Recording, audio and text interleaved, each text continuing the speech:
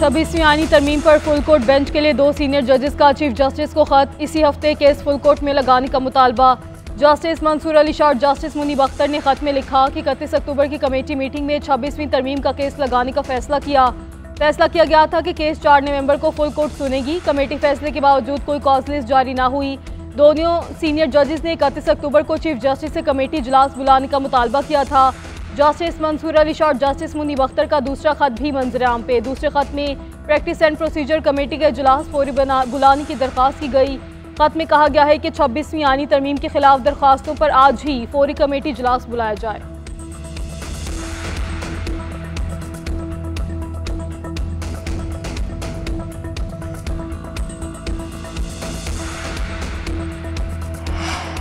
आईनी बेंचों की तश्कील और जजेस की नामजदगियां। जुडिशल कमीशन का पहला इजलास आज। चीफ जस्टिस याह्या अफरीदी दोपहर 2 बजे इजलास की सदारत करेंगे।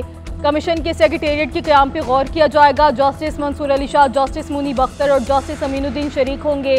अटॉर्नी जनरल, वजीर कानून फारूक एच नाइक शिरकत करेंगे। उमर अयूब और शिबली फराज, रोशन खुर्शीद कमीशन के रुकन हैं। पाकिस्तान बार काउंसिल के नुमाइंदे अख्तर हुसैन भी इजलास में शिरकत करेंगे।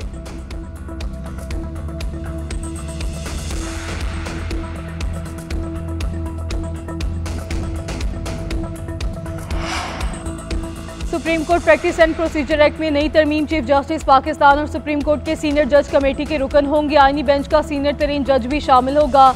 आईनी बेंच के सीनियर रुकन के चुनाव तक कमेटी 2 रुकनी होगी। कोई रुकन इनकार करे तो चीफ जस्टिस किसी और जज को शामिल कर सकेंगे। वजीर कानून आजम नज़ीर तारर कहते हैं जजेस की तादाद 34 करने का फैसला किया है। जरूरत कितनी है तायुन जुडिशल कमीशन करेगा। तादाद बढ़ाना सुप्रीम कोर्ट और हाई कोर्ट बार्स का मुतालबा था।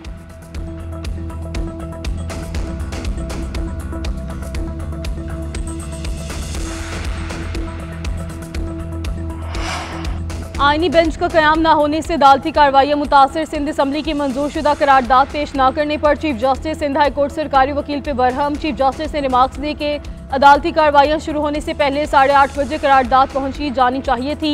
अब हमें मुतादिद केसेस की समाअत मुलतवी करना पड़ेगी। नई तरमीम के बाद आईनी बेंचेस तश्कील देना जुडिशल कमीशन की जिम्मेदारी होगी।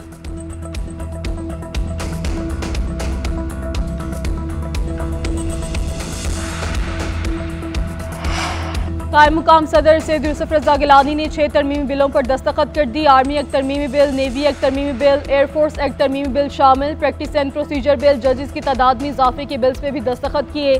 कायम मुकाम सदर के दस्तखत के बाद तमाम 6 बिल्स कानून बन गए।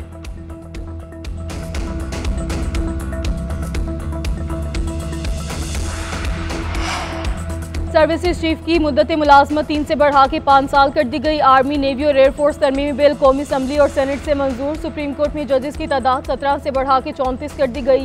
इस्लामाबाद हाई कोर्ट में जजेस की तादाद 9 से बढ़ा के 12 हो गई। Supreme court practice and procedure की भी दोनों ऐवानों से मंजूरी। कायम मुकाम सदर यूसुफ रज़ा गिलानी ने 6 तरमीमी बिलों पर दस्तखत कर दिए। अपोजिशन अरकान का शदीद एहतजाज और शोर शराबा। स्पीकर डायस का घेराव, बिल की कॉपियां फाड़ दी।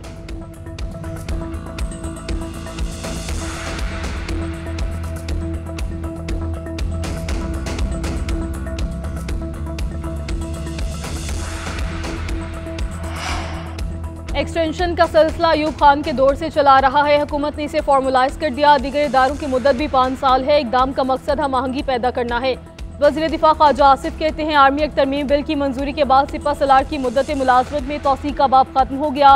वज़ीर इत्तलात अता तारर बोले ये कानून साजी किसी एक शख्स के लिए नहीं की गई, तरमीम अचानक नहीं की, इस पर मुशावरत जारी थी। पीपल्स पार्टी को मुकम्मल एतमाद में लिया गया है।